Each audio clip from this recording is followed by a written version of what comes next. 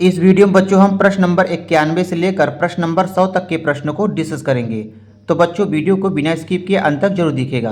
तो प्रश्न नंबर 91 है, एक भाग के सवाल में भाजक 25 है, भागफल 30 है और शेषफल 11 है, तो वह संख्या बताइए। संख्या का मतलब है बच्चों भाज्य पूछ रहा है।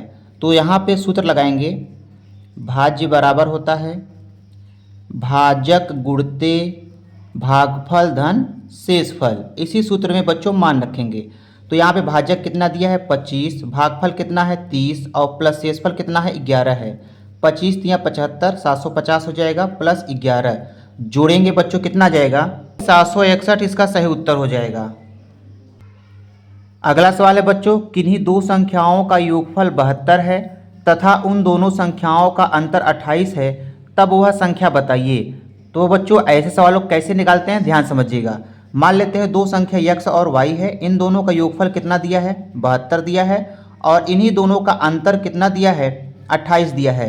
अब बच्चों क्या करेंगे, इस x का मान निकालेंगे कैसे ध्यान समझिएगा। इस x का मान निकालने के लिए दोनों को क्या करेंगे जोड़ देंगे, 72 प्लस 28 और 2 से भाग कर देंगे।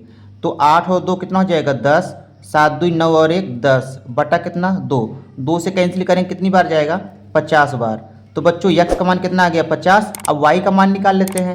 y का मान बच्चों कैसे निकालेंगे, इन दोनों संख्याओं को घटाएंगे, 72 माइनस 28 और 2 से भाग करेंगे। तो 12 में से 8 गए 4, 6 में से 2 गए 4 बटे कितना 2, 2 से कैंसिल करेंगे बच्चों कितना आ जाएगा 22 आ जाएगा। तो पहली संख्या 50, दूसरी संख्या 22। तो देखते हैं बच्चों किसमें ऑप्शन मैच कर रहा है। पहला वाला इसका उत्तर मैच कर रहा है। अगला सवाल है बच्चों, एक खेत का 1/20 भाग पशुओं को चराने में और 3/4 भाग खेती के लिए प्रयुक्त होता है। शेष 25 हेक्टेयर पर क्या है वन है। खेत का कुल क्षेत्रफल बताइए। तो बच्चों कैसे निकालेंगे ध्यान समझिएगा। सबसे पहले क्या करते हैं 1/20 और 3/4 भाग को जोड़ देते हैं। तो 1/20 प्लस 3/4, तो 20 लघुत्तम हो जाएगा, 1 प्लस 4 पंचे 20, यहाँ 15 हो जाएगा, 16/20, 4 चौक 16 और 4 पंचे 20। अब बच्चों निकालते हैं यहाँ पे शेष भाग। शेष भाग बराबर, शेष भाग निकालने के लिए 1 से घटा देते हैं।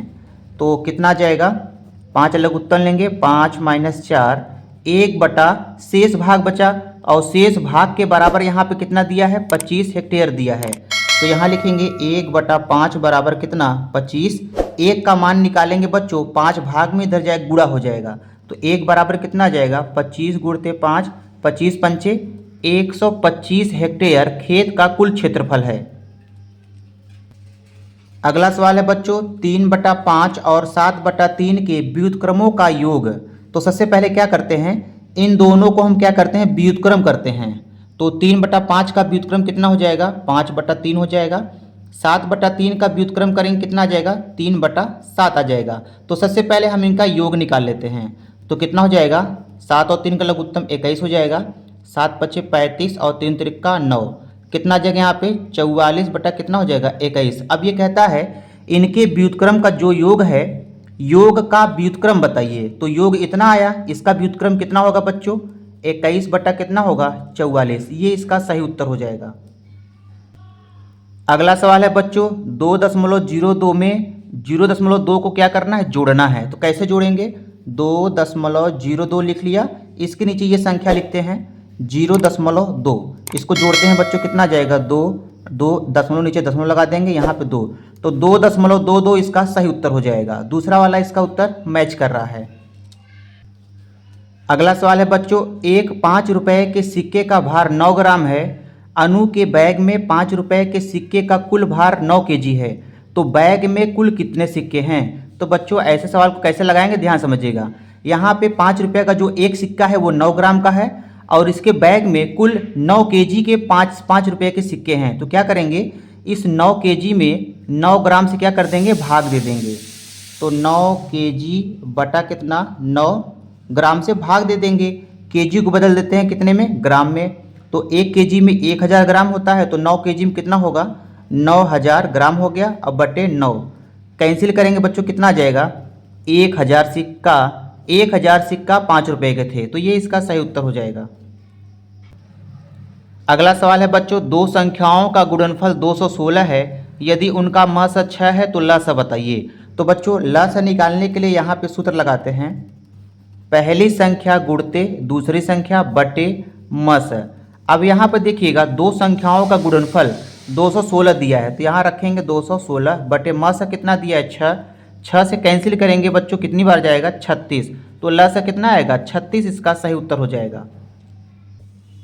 अगला सवाल है बच्चों, 24 और 36 का मस कितना होता है। तो मस कैसे निकालते हैं बच्चों, ध्यान समझिएगा। सबसे पहले लिखेंगे छोटी वाली संख्या बाहर लिखेंगे, बड़ी वाली संख्या अंदर लिखेंगे।